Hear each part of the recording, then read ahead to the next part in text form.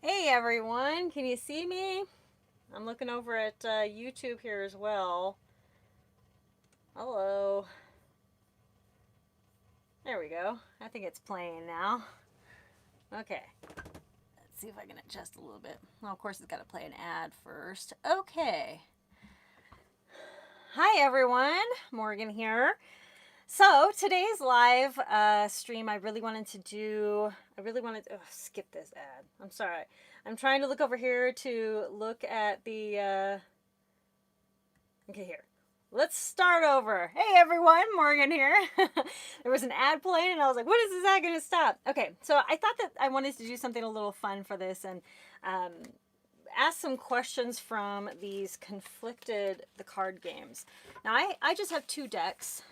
They have like a ton of decks, like a lot of decks. And this one is the financial collapse one, and then this one is the downfall deck. I've had this one for a couple years now, I think, and I've had this one for several months. I think I got this one, I got this one like last summer because I really wanted to learn more. I like to have more kind of what if questions for financial collapses because I knew I wasn't really well prepared for that. And this really does open your eyes, and it also helps you research financial collapses that have happened all over the world. And I thought that this was very relevant because of what COVID-19 is leading us into a potential recession, potential depression is what people are talking about. So, anyway, I just like this stuff. I know a lot of people don't really like these what if games or anything like that, but I just think it's fun. And I have a few picked out here that I'm going to do. I would really like if you guys could comment. So I'm going to ask the question. I'm going to ask it a couple times. I'll wait just a minute for you guys to kind of formulate a response. And then I'll formulate a response, but I really want you guys to tell me your response in the comment section. Let me just bring this down a little bit. I feel like, there we go. Okay, that's much better. Okay, so hello everyone, new subscriber. Yay, just found you a couple days ago. Oh, thank you. Oh, the Sprout one, the Sprout video. I have two Sprout videos. I'm actually going to talk about Sprouts again. I would like to do Sprouts as a live video just because I love Sprouts. Sprouts are so freaking easy. And there's so many different great kinds of Sprouts. So anyway, hey Richard. So hey Patriot 1777. Hey Bobo. Hey Amy. New faces and familiar faces. Okay. We're just going to get started because we got some really interesting questions to ask here. So, are you guys ready?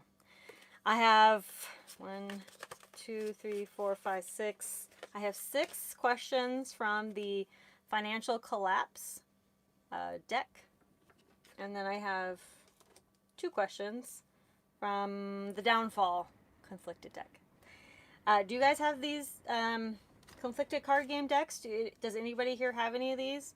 I have a link actually down below. It's not an affiliate link or anything, so don't worry about it. But the links to go get these cards, they're pretty affordable and they really help you think. Again, I've had these for a little while and I just really like them. I like talking to them with my husband. A couple of them have really stumped me and had me really seriously be like, what would I do in that situation? Even if it's totally far-fetched, it's like these crazy questions of things that may never even happen, but isn't that what prepping is about? We ask these questions to ourselves to figure out answers to things that may or may not happen, right? So Patriots, never heard of them, or first time you're hearing of them rather. And Richard, this is the first time you're hearing of them. Or I'm sorry, you've heard of them a lot. You should really invest in like 1 or 2. I seriously highly recommend them. I would like a bunch of theirs. Okay, so we're going to get into this. Very first card. Okay, I'm going to try to talk slow.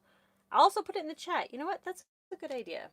Is that going to be boring to see me talking and click-clacking? Let me just try to talk about it first and see how that goes. If you guys get lost, let me know, okay? I tried to make them really short questions too. There are some long questions, but I tried to make them short. Okay, first question. Economic collapses happen, but so far in time, countries have recovered. Given your current preparations, how long could you weather a severe economic collapse and maintain your lifestyle? So, basically the question is, how long could you weather a severe economic collapse and maintain your current lifestyle based on your current preps? And first of all, I'm going to say that this pandemic is very different, because while there could be food shortages, and I'm actually going to talk about that in tomorrow. I don't know why I'm looking over there, but I'm going to talk about that in tomorrow's video, about some, how we can be prepared for food shortages and things like that. But this is a very unique situation that we're in right now. And now a recession could be coming out of this, depression, whatever we want to call it, an economic kind of crisis. Let's just call it that. And, there could be inflation. There could be, things that are just really hard to come by. You could have no job. You could just have no money coming in. So, we're talking about savings. We're talking about your food preps, your water preps. We're talking about just everything, like how long could you maintain, maybe not even your current lifestyle, but just any lifestyle. Okay, so Patriot 1776 says 4 months. It's pretty good. Amy says 2 years. Nice. Very good. Richard says probably 2 months with no changes, but I wouldn't maintain this lifestyle in a severe collapse. So yeah, that's what I'm kind of getting at here. So Richard brought up something very interesting. I think in a real severe collapse, our lifestyles that we maintain right now would be wildly changed. They really wouldn't be the same. Nothing would be the same in a really huge economic collapse. So many things would be different. So, maybe we will be able to survive, a few months or something on our current lifestyle. But, if we're talking about severe collapse, there's going to be a lot of changes. And I'm not really sure. Say, Charles, sorry to just start. Are we playing live? Yes. So I just got done with the first question, and we're talking about it right now. We're just playing live, and just jump in with your answers as soon as you hear them. So I'll get to the next question here in just a minute. We can all become van life people. I like going to the beach.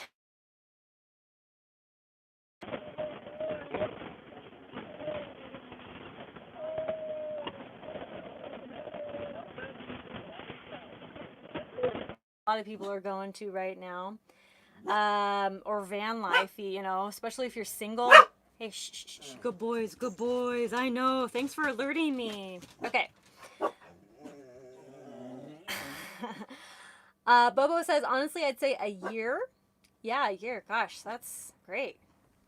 I think even if we can go like a month or two, and during that month or two, as things start to change, start to adapt, and we start to see how things are changing and how we can change to better our situation for longer periods, that's really what is going to be the most benefit to us, is to be able to see how we can adapt.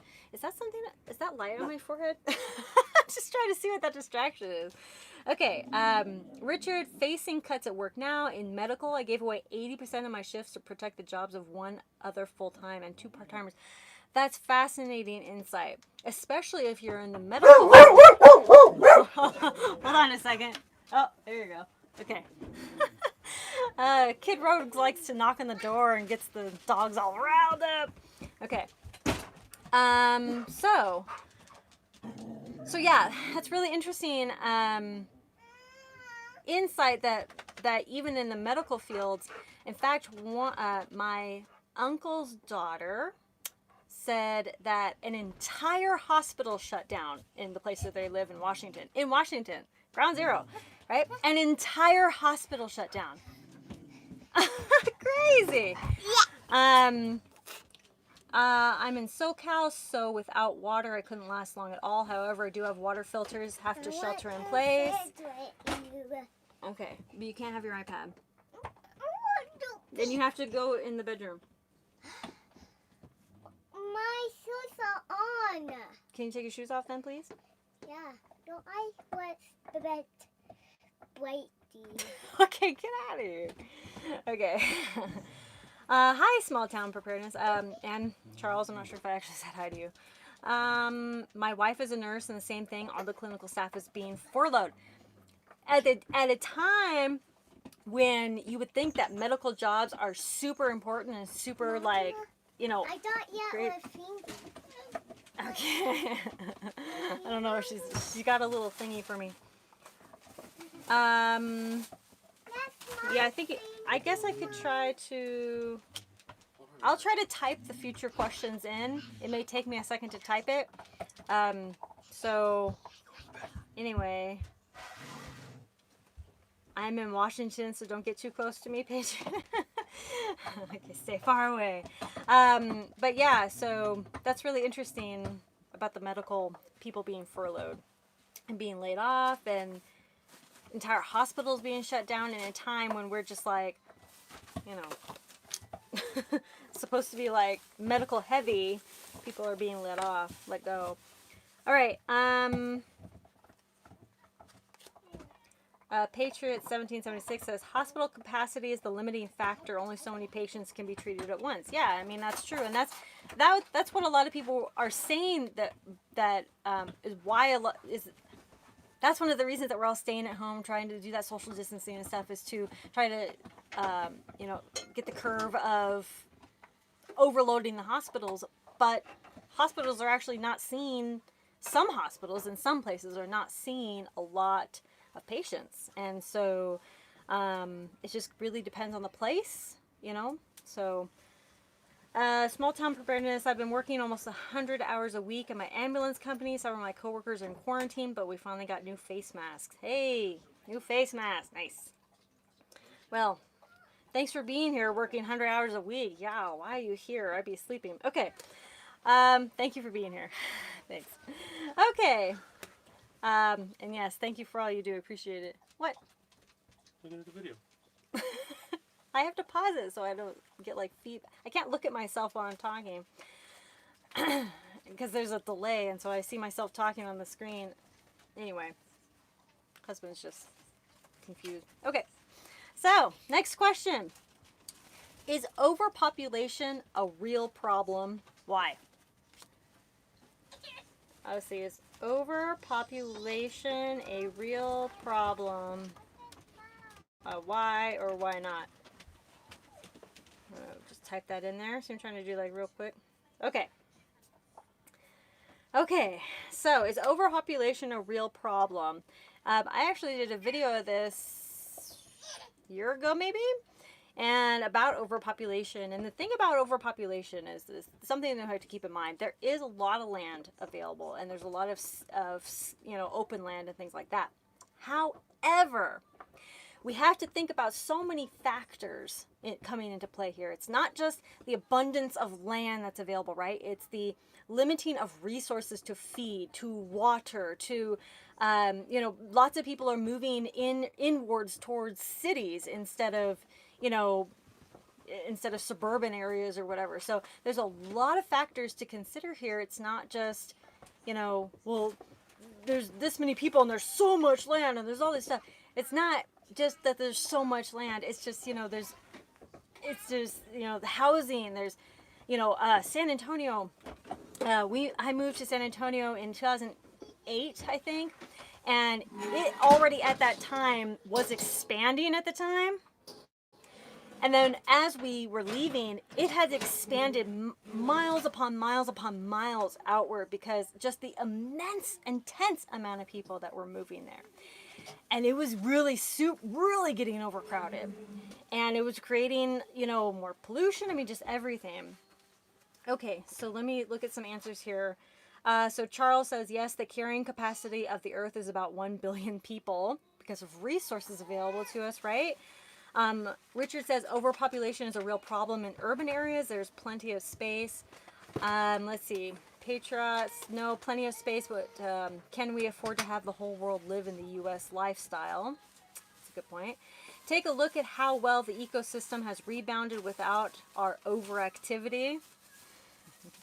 see, that's another thing. We do have a lot of activity. We just are out everywhere and doing everything. And you know, I don't even know how to describe it. But yeah, the overactivity.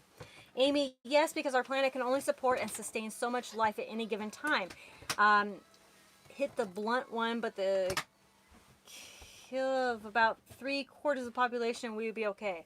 Oh, yeah, well, we have a huge population on this earth, and Earth, you know, we as people are struggling to sustain it for the people, right?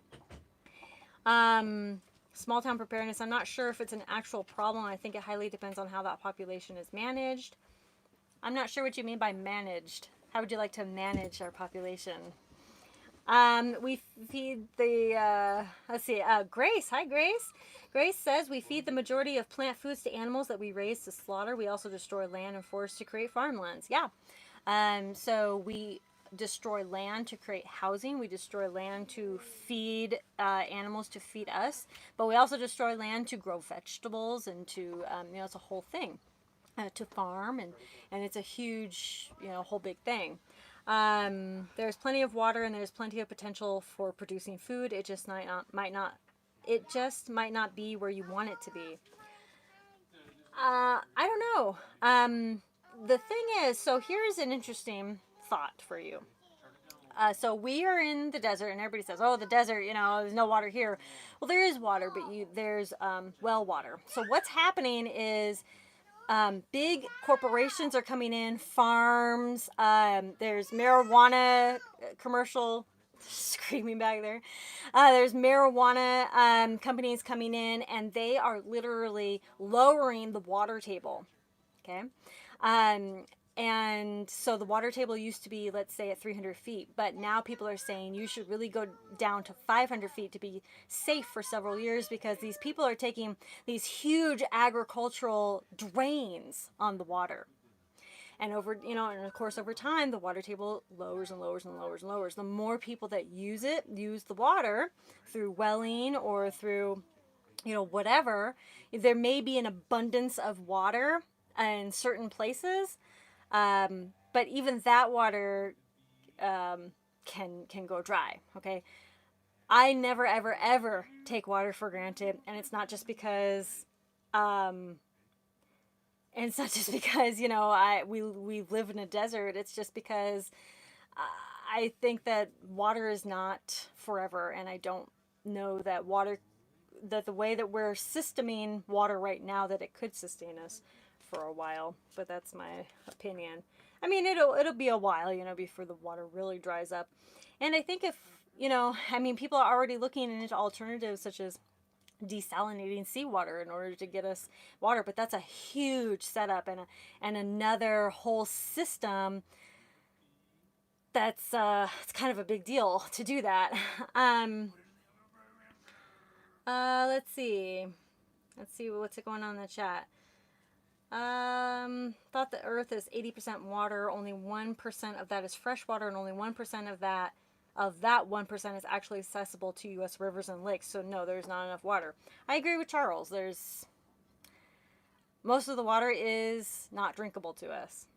And we can make it drinkable, but it would take a lot of resources, a lot of money, and like I said, the desalination process, and then we're taking water from the oceans, which is taking water from fish. And it's taking water from a whole bunch of other ecosystems that help sustain life. Okay, so it's a whole thing.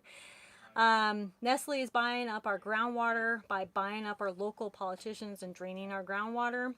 Fossil fuel companies are fracking now. Yeah. Richard said it just might not be where you want it to be. The thing is, again, like Charles said, I think, you know, 1% of that water is drinkable, but only, you know, I mean, the thing is, we keep also polluting our water, so then we have to use even more resources to, you know, clean our water, and it's a whole thing. Well, this got off on a tangent, but that's good. I mean, it gets you thinking. We really have to be realistic about our earth and our resources and, how we're using it. Oh, what happened there? They've been promising desalination for the past 50 years. We have to output way too much energy to make it. They have yet to figure that out. Yeah. Like I was saying, that's a whole thing. And you're right, Charles. That is a whole, it puts out a lot of energy. And it's unsustainable. And that's why we have not done it yet. But at some point, I think that we will be pushed to do that. But that's going to create a whole nother issue of problems. And there's also less rain in a lot of areas. There's less rain happening in certain areas. And then there are natural disasters, which are making local water sources unfit to drink because of, the waste that it brings up and things like that. So like it's a whole cleaning process and it's a whole thing. So,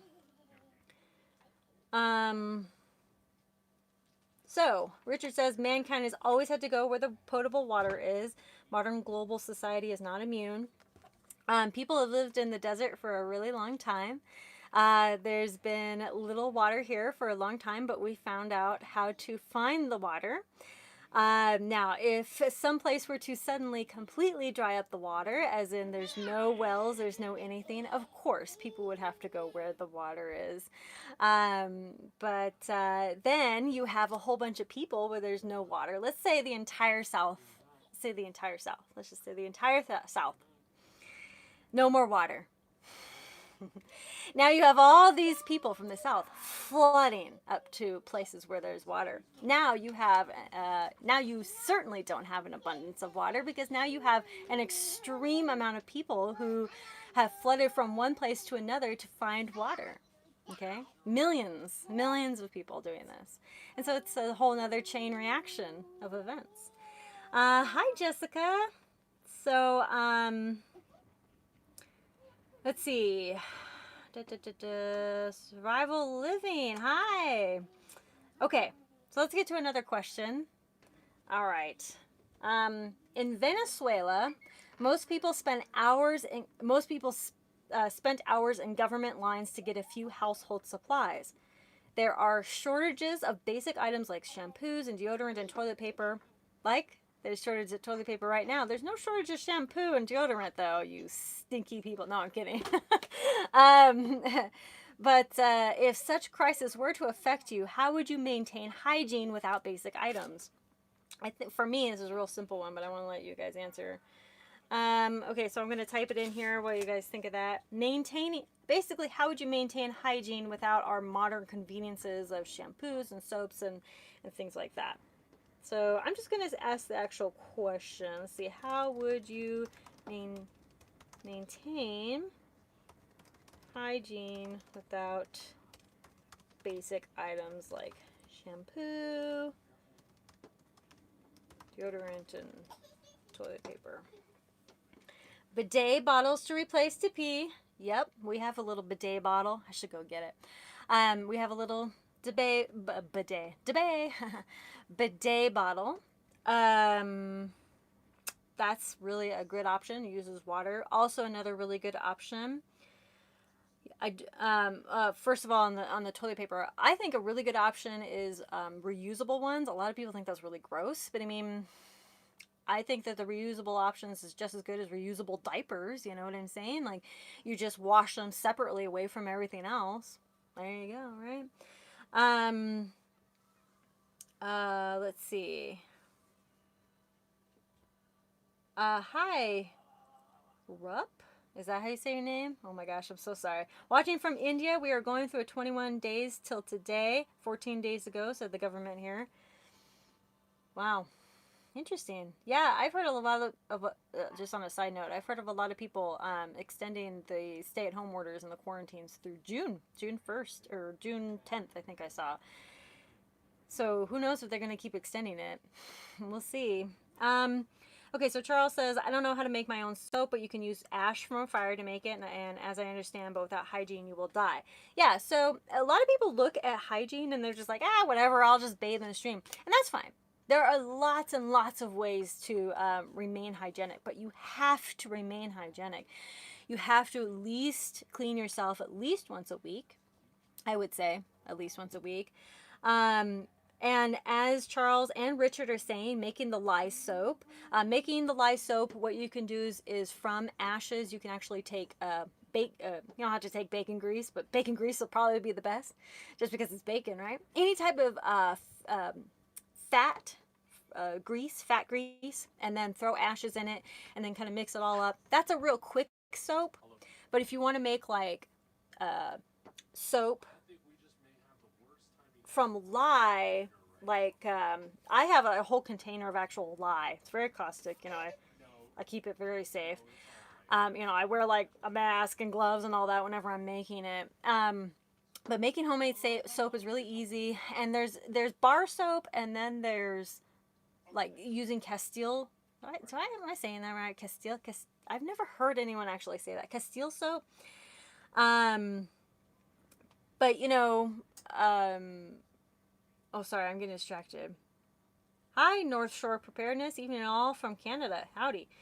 Amy, I don't know what I do, but my son would be just fine. He rarely takes a shower except if he's working. He rarely takes a shower. You should probably tell him to take a shower. The thing with the RV is we take really quick showers, and we used to take showers either every day or every other day, and now we take showers maybe every few days. But in the meantime, you know, like we'll take wipes, or like I'll wash my face, and I'll wash, you know, important, you know, the private areas, things like that. Like I'll wash, like, you know, just do spot washing, stuff like that as you need to, as you go and you don't have a shower. Now solar showers are really good. Solar shower, all it is a black bag, right? And you just put it in the sun, and then it just heats up the water, and there you go. So you just put some water in a black bag, just put it in the sun, and then you got some kind of warm water. Of course you can take a shower in cold water, who cares, right? Just, you know, unless it's a really hot day, then that'll feel great. Okay, survival living. Oh, I'm sorry. Oh, gosh, you guys are talking too fast. Okay, Hoot Howl said the same way my ancestors did. Pity there's no more big Sears catalogs anymore. That's funny. Richard, hand hygiene has saved more human lives than any other medical invention. True story. So we do need to make sure that we are keeping our hands washed and clean, and by having that soap, it's, you know, it's important. And knowing how to make your own soap is really important. It is fairly easy, especially if you stock up on soap bases, so that you don't have to make the lye base yourself. You can. It's fine. You know, I've done it. I did that. I have not made the lye from scratch from the ash and fat. That's what I should say. But I've made it's a whole thing. Anyway, I've done a video on it. Let's see, survival, okay. Survival living. As a former hobo, freight train rider, seen other riders with sores because they went weeks without washing. Yeah, 100,000%. Thank you, survival living. Yes, if you do not keep hygienic, you will absolutely you will actually start getting sick. And then it could have effects on your whole well-being. You know, especially if you have these sores, you know, I mean, that's open sores. That's not good for anybody.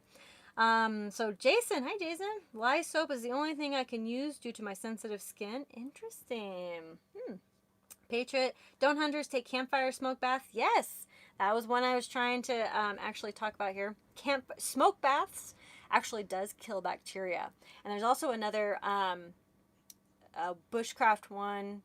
I think it's from aspen bark. I think aspen bark is a really good one. I know there's another tree, but aspen bark is a really good one. You take aspen bark and then you put it in boiling water, and then you take a cloth and you dip it into the water of that aspen bark, and then you wash yourself with that cloth, and that's a really good antibacterial bathing soap method. Little bushcraft. So the smoke, and then the if you have any aspen. I know there's other trees, and I'm not thinking about it right now. I'll look at it again. We don't have any aspen like that around here, so I've never actually been able to try it, but I know that it exists. Amy, he doesn't even use wipes. He just takes a can of Axe spray and sprays himself. Oh my god, that literally made me shiver. No, please. Just take a hose to him or something. Okay, Richard, I stockpile concentrated Dawn Ultra like it's going out of style. Yeah. Yeah, that's pretty funny. So we do too. Not Dawn Ultra specifically, but any type of soap. Any type of soap is good. Bobo, when and where available yucca and bouncing bet for soap and shampoo. Yeah, I have heard of the yucca. We do have lots of yucca here. And I've wanted to try making the soap out of the yucca. It's a good reminder, Bobo. Thank you. Patriot, don't some cultures only eat, shake with one hand and the other traditionally used for the bathroom? Yeah, but, you know, we're preppers. Let's just prep the soap, okay? Learn how to make soap. Okay, Charles, underwear, socks, and soap, meaning also toothbrush, toothpaste, are most of the most essential survival items. Yeah, soap, toothbrush, toothpaste, dental care, very important. If your teeth start to go bad, your whole health will go bad. And read up on it. Serious stuff. Hoot howl. Hoot owl. Why do I keep saying hoot howl? Hoot owl. I clearly remember seeing the catalogs in Great Grandpa's house. Man, you're really focused on those serious catalogs, huh? Okay, Richard, I have heard of that with cedar and juniper. Cedar and juniper. There you go. Cedar, juniper, and what did I say? Aspen. Yes. So cedar, juniper, aspen. There you go. Okay. Bobo says there's actually a shampoo called Yucca. Yucca Dew? Cool. I want to make my own shampoo from yucca. I'm going to have to find some yucca abundance out here. I'm going to do that. Okay, so we're going to move on to the next question here. We're probably only going to do a couple more.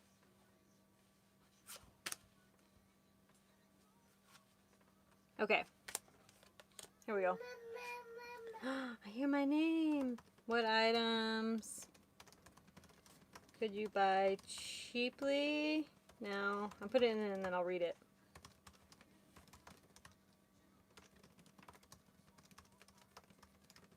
Okay. Sorry, I'm typing it into the post. And I'll read it. Okay. Okay. Next question. What items could you buy cheaply now that that may become valuable in a cashless economy? I'm going to put that in there. There you go. So what items, so in a financial collapse, what items could you buy cheaply now that could become valuable in a cashless economy? So we have to think about a cashless economy, recessions, depressions, financial collapse, any type of thing like that. You know, the very simple, basic items are going to be, I already see it. Toilet paper, yeah. Thank you, Survival Living and Grace. Yeah. North Shore Preparedness, laying hens. Yes, yes.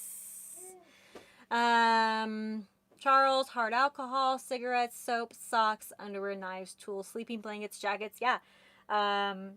Silver Stallion, hey, how's it going? Bike with baskets, 100%.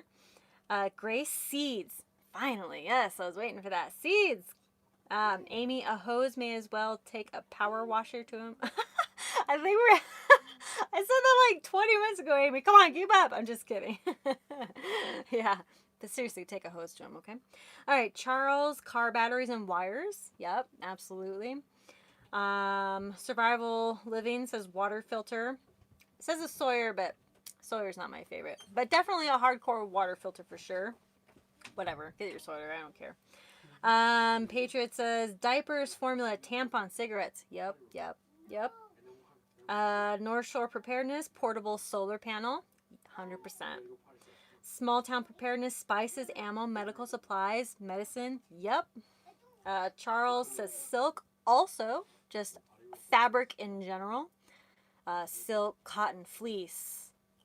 any type of fabric, as well as sewing. But I Richard says liquid is what is selling: hot liquor, meat, ammo, disinfectants, TP, also scrap precious metals. Yep, definitely. Hoot owls as pacifiers. That's a funny one. I don't know why I find that so funny. But yes, babies will want pacifier. Baby stuff. So like baby. My kids didn't have pacifiers. I think that's why it's funny. But yes, lots of kids do have pacifiers. Unless you're talking about a pacifier for a different purpose. Okay, Bobo says salt, baking soda has so many uses. Yeah. Medical supplies. Yep. Silver Stallion. Shouldn't women get ready for then there is no paper products? Why is this taboo to talk about? It's not taboo to talk about. I don't care. I talk about this stuff all the time, and then I get comments on my videos talking about women hygiene, and they're like, ew, how dare you talk about this stuff? Sorry. Hey, there's my little baby. I don't know why it's so taboo. I'm really sorry that this happens to us women. I don't know what else to say. Right? Right, baby Rogue? I'm sorry this is a burden that we must have, but it is. She's gonna read the next one. Oh, you can't read yet? Why didn't you tell me? Okay. Yeah, so alternatives to what we have now, washable pads for women, and then other ways, you know, we have to think about alternatives outside of, you know, tampons and usable or throwaway stuff. And then Patriot yeast and bread making supplies. Thank you. I'm surprised no one said flour, did they? No, I don't think so. Flour, salt, yeast, baking powder, baking soda, all that sort of stuff. Here, you want this? I'm probably only going to be able to ask one more question. Ow! What happened to my cars? Before I have to go. It's almost dinner time for us. Oh yeah, menstrual cup. Bobo said it. Menstrual cup. Yes, that's a good one. So yeah, so wait, hold on a second. Survival Living says talk and prep. Now as a guy, I don't want my wife not having feminine products. Yeah, I mean, it's pretty important for us women. Daughters, wives, sisters, whoever, right? Oh, okay. Should never be taboo. Reusable pads, period underwear, menstrual cups, absolutely. Totally agree. I've done videos and blog posts about feminine hygiene. Are you hungry? You want food? It's dinner time. You guys, you know, I know you guys are like really on top of this, you know, but I think one of the best things that we can do when it comes to looking at the items that would be really valuable is look around at your everyday items that you use. Look in your pantry, look in your medicine cabinet, look in your junk drawer, you know, lighters, things like that. Look in these, you know, fire starters. People are going to want, you know, easy ways to make fire, and then people will want entertainment as well, you know, if they don't have that stuff.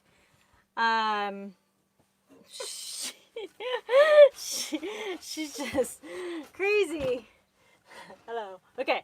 Here, let me take her while you finish up. How surprised would you have been if she had read the card? Pretty impressed and super proud. Okay. I am missing a card. Hold on. There we go. Oh no, that wasn't it. I'm back. Okay. Oh, okay. So this is going to be our last question. Yeah, so Patriot says before tossing something, think of a way to reuse it. During the Depression, the Great Depression in the 30s, that's all that people did. They never threw away anything. They reused everything. And, you know, they found a use for every single item. And that's what I try to do in my everyday life. Now, you know, it's at a certain point, you're like, I don't know what else to do with this, you know, and then you could just try to keep it in case somebody else needs it, or, you know, whatever. But, oh, hey, Tom. Thanks for joining us. Just kidding. So, yeah, always think of stuff to reuse. Always, always, always. You know, there are some things that obviously you won't reuse. But some things you might reuse for totally different purpose, you know? Or it might be useful into some other ways, like, you know, after you're done with cardboard. There's so many great projects for cardboard.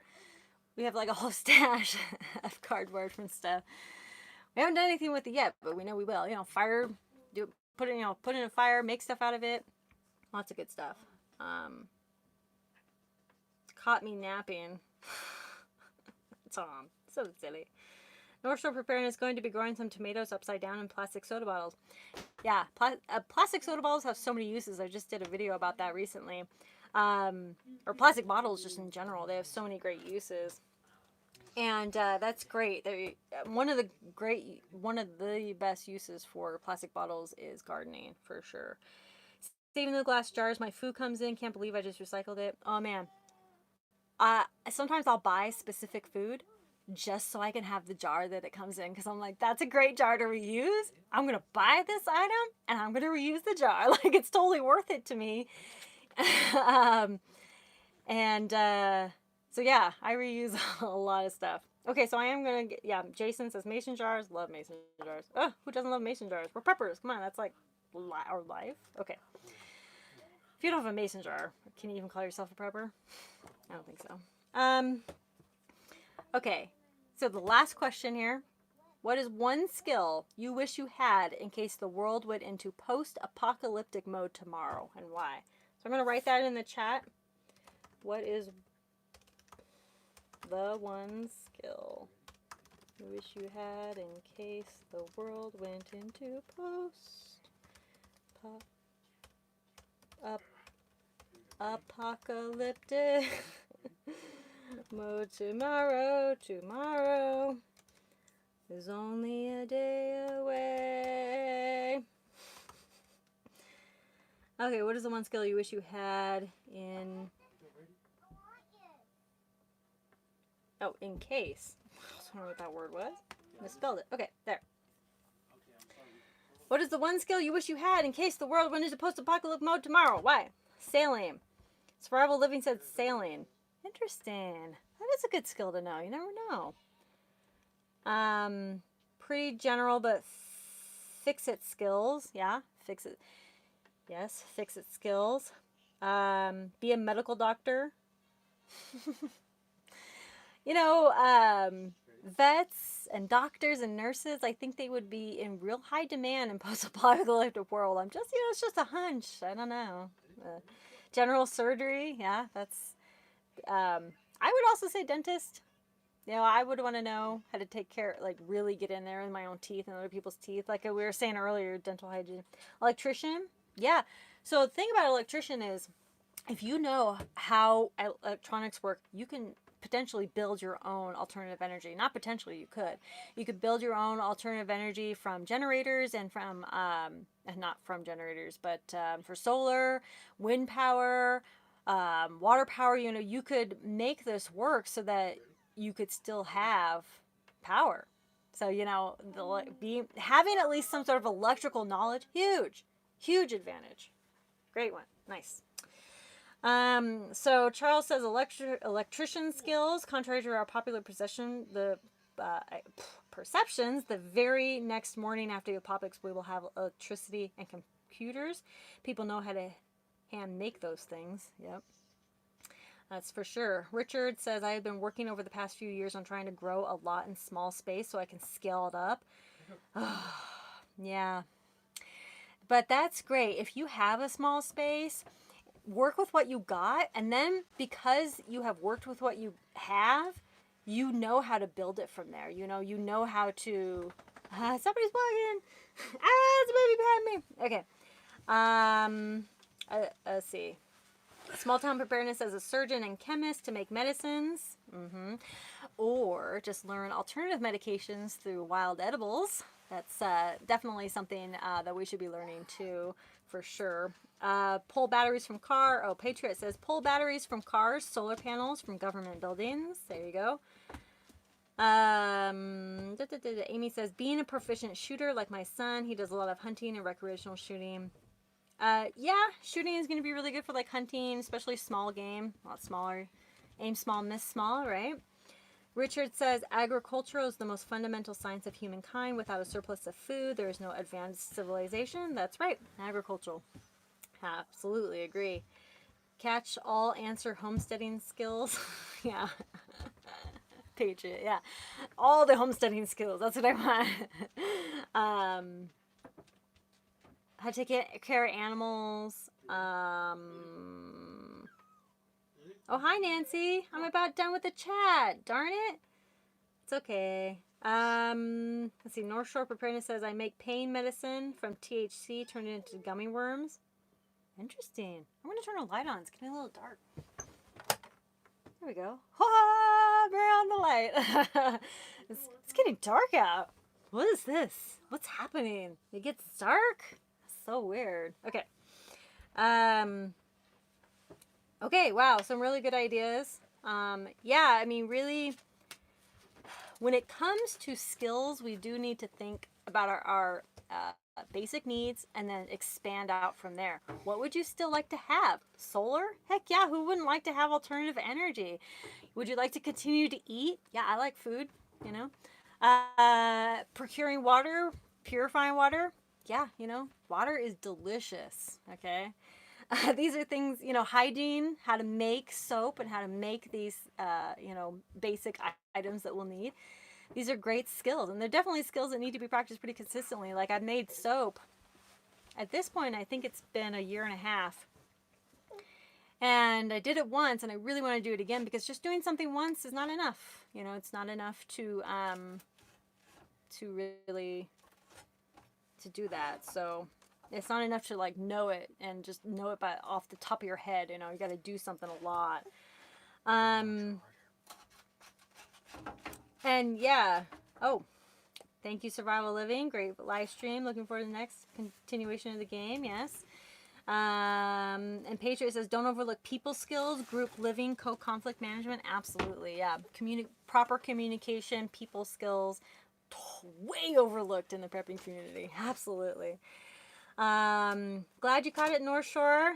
Nancy, I love the Easter survival challenge. What pistol were you carrying? I'm thinking a Glock 43, but couldn't see well enough. In the Easter survival challenge, I was carrying my SIG P365. That's my go-to gun, pretty much. Hoot Owl says, no more about the herbal plants in other regions because we may be on the move. Ooh, mystery. Boa says, basically think anything the Amish know how to do. Yeah, but then take the Amish skills to a whole new level, right? Charles, find a patriot. Find every group needs a people person. Yes. Nancy, SIG is great. Very nice carry pistol. It is. All right, everyone. I've had a blast, and I'm so sorry that some of y'all have come a little late into the chat, but I've really enjoyed talking to you guys. It's been a really great live chat. I really do encourage you guys to get at least a deck or something of these cards. These have really helped me. Again, it's not affiliate link. I'm not sponsored by them. I have no affiliation with them whatsoever, okay? I just really like them. I like the, I actually have one more deck. I just remembered. I have one more deck. I have the one by Southern Prepper. I have one more deck. I just came to, I'm like wondering where it is now. Organization, that's a skill. If you don't know where your stuff is, then you can't use it. And then you'll be like, I had something and I know it was here, but then you have to rebuy it and then you'll find it later. Not good. Waste of money, right? Okay. Okay, so thank you so much for being here, everyone. I really do appreciate you.